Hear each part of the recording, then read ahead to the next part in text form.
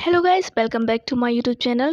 आज मैं एक बीएल मंगा स्टोरी स्टार्ट करने वाली हूँ। इस स्टोरी का नाम है होल्ड ऑन क्राउन प्रिंस। इसमें टोटल 15 चैप्टर है एंड ये कंप्लीटेड है। ये स्टोरी कुछ फनी और रोमांटिक भी है। जब मैंने ये स्टोरी रीड करी तो मुझे तो बहुत पसंद आई। आई होप कि आप लोगों को भी पसंद आएगी। जैसा कि आप लोग देख सकती हैं, ये मेरा न्यू यूट्यूब चैनल है। इस पर मैं बीएल मंगा स्टोरी ही एक्सप्लेन करूंगी। चलिए बिना किसी देरी की स्टोरी को स्टार्ट करते हैं। स्टोरी की स्टार्टिंग में हमें एक सिटी दिखाई जाती है जिस सिटी का नाम होता है लुवेशिया। उस सिटी में एक होटल होता है। होटल का मालिक एक लड़के से कहता है, इस ऑर्डर को तुम उस टेबल की तरफ ले जाओ। वो लड़का कहता है, यस सर। और इस लड़की का नाम है रे और यही है हमारे ड्रामे का फर्स्ट मेन कैरेक्टर। आज से मैं इसे रैन बुलाऊंगी, ओके। वो उस ऑर्डर को उस टेबल की तरफ ले जाता है जहाँ पर दो आदमी बैठे हुए थे। उनमें से एक आदमी रैन को देखकर दूसरे आदमी से कहता है, क्या यही वही है जिसके बारे में तुम बातें कर रहे थे? वो दूसरा आदमी कहता है, हाँ ये वही है, क्यूट है ना? और रैन उस आदमी को देखकर कहता है, ये परवर्ट कहीं का चिपकू इंसान ये फिर से यहाँ पर आ गया। वो दूसरा आदमी रैन से कहता है, ये मैं हूँ क्यूटी। रैन उस ऑर्डर को वहीं पर रख देता है और कहता है, ये वो बियर है जो आपने मंगाई थी। एंड मन में सोचता है, इसे ड्रिंक करो और यहाँ से दफा हो जाओ। उनमें से पहला आदमी कहता है, हे ये पास से तो काफी ज्यादा क्यूट लगता है। एंड वही दूसरा आदमी उसके बैक पर पैट करने लगता है और कहता है, हे तुम मेरी 12वीं वाइफ बन जाओ। एंड वो उसे पैट करते ही रहता है और कहता है, तुम मेरे कब बनोगी? रैन सोचता है, मुझे अपने आप को काबू में रखना होगा वरना मैं फिर से फायर कर दिया जाऊंगा। एंड वो आदमी से कहता है, इतने भी भाव मत खाओ, तुम मुझसे शादी कर लो, तुम्हें इतना काम नहीं करना पड़ेगा। रैन कहता है, मैं एवरीडे इतना हार्ड वर्क इसलिए करता हूँ क्योंकि मैं तुम जैसे कमीनी से शादी करूँ। एंड उसके पीछे एक लड़का खड़ा हुआ होता है और वो कह रहा होता है, रैन प्लीज अपने आप पर कंट्रोल रखना। रैन तो अपनी जोरों से मुट्ठी बांधे हुए होता है और कहता है, नहीं मुझे अपने आप को कंट्रोल रखना होगा। वो आदमी कहता है, अब मान भी जाओ। और फिर क्या था,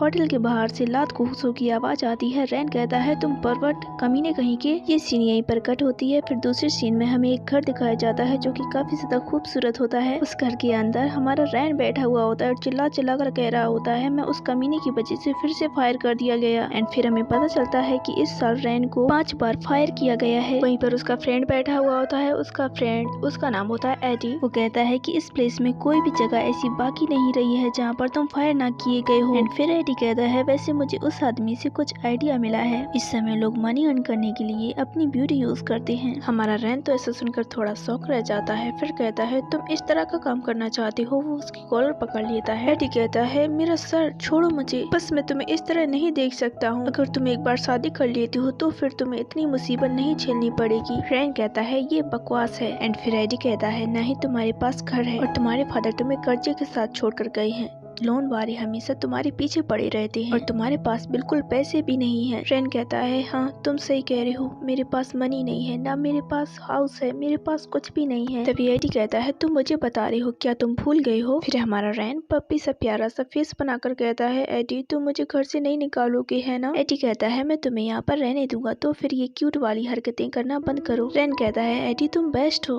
एंड फिर एडी कुछ बनाने लगता है। रैन कहता है, एडी ये तुम क्या बना रहे हो? देखने में तो ये मुझे पेनिस लग रहा है। एडी कहता है, इस तरह करने से तुम्हें ये पेनिस की तरह लग रहा है। रैन कहता है, तुम लकड़ियों से पेनिस क्यों बना रहे हो? एंड फिर वो उसे कुछ ठीक करके दिखाता है। ये देखने में कुछ ऐसा लग रहा था, मुझे बताने की जरूरत नहीं है ये क्या है, आप लोग तो समझ सकते हैं ना। रैन वो उसे अपने हाथों में ले लेता है और उसी से एडी को मारना शुरू कर देता है और कहता है, क्या तुम क्रेजी हो? तुम इसे किस लिए बना रहे हो? तुम भी बहुत बड़े परवर्ट हो। एडी कहता है, मुझे मारना बंद करो। एंड फिर रैन कहता है, आखिर इसे कौन खरीदना चाहेगा? एडी कहता है, ऑफ कोर्स मैं इसे बेचने जा रहा हूँ। एंड फिर वो उस चीज को रब करते हुए कहता है, मुझे पता है कि ये वुमेन के बीच में काफी ज्यादा हिट होने वाला है। रैन कहता है, और ऐसा कैसे होगा? एंड फिर वो उसे उसके हाथों से ले लेता है। फिर कहता है, उसे खरीदने के बाद वो लोग इसके साथ क्या करेंगी? एडी कहता है, तुम्हें क्या लगता है कि वो इसके साथ क्या करेंगी? एंड फिर वो उसे समझाने लगता है कि वो इसके साथ क्या कर सकती है। एंड फिर सब कुछ समझाने के बाद उससे कहता है, तुम सच में बहुत भोले हो लिटिल बॉय। रैन तो ऐसा सुनकर बिल्कुल शॉक रह जाता है। एंड फिर वो उस चीज को उसकी तरफ फेंक देता है। एडी कहता है, तुम ये क्या कर रही हो? अगर वो टूट गया तुम्हें पता है वो मेरा मास्टरपीस है। ऐसा सुनकर रैन को फिर आइडिया आता है और वो सोचता है, इससे मेरा एक चांस है, इससे मैं मनी अर्न कर सकता हूँ। एंड फिर वो एडी से कहता है, क्या मैं इन्हें बनाने में तुम्हारी मदद करूँ? एडी कहता है, तुम्हें पता है इसे कैसे बनाना है, मुझे सीखने में पूरा आधा साल लगा। और फिर रैन की क्यूट हरकतें स्टार्ट हो जाती हैं। वो कहता है, प्लीज मुझे सिखा दो ना। एडी प्लीज मान जाओ ना। एडी कहता है, नहीं मैं नहीं सिखाऊंगा और अपनी ये पपी वाली आइस बंद करो। लेकिन रैन हार नहीं मानता और कहता है प्लीज मुझे सिखा दो एडी, प्लीज प्लीज। एंड फिर एडी कहता है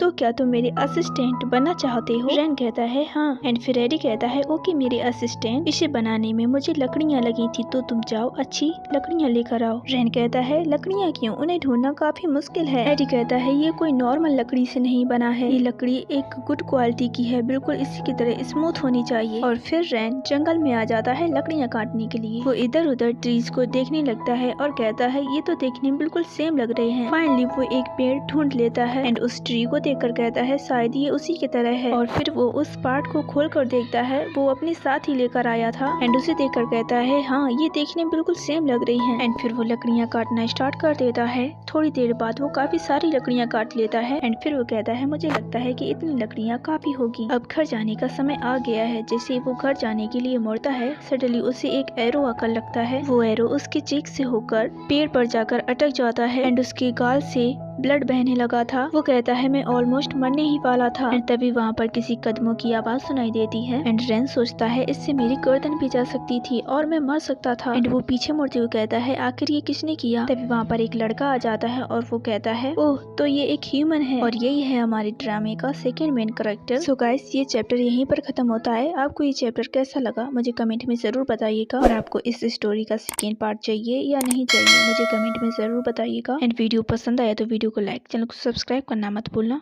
thank you for watching, bye bye.